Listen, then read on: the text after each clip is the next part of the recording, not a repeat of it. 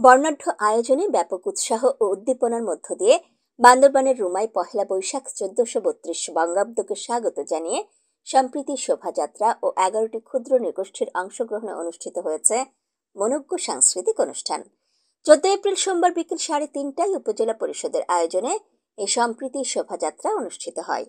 উপজেলা নির্বাহী কর্মকর্তা মোহাম্মদ আদনান চৌধুরীর নেতৃত্বে বাঙালি সহ ১১টি জাতিগোষ্ঠী মারমা, চাকমা, ত্রিপুরা, চাক, তঞ্চঙ্গা, ম্রোবম, পাংখোয়া, লুসাই ও খুমি সম্প্রদায়ের নারী, পুরুষ, শিশু ও কিশোর কিশোরীরা সম্প্রীতির এই শোভাযাত্রায় স্বতঃস্ফূর্তভাবে অংশগ্রহণ করেন।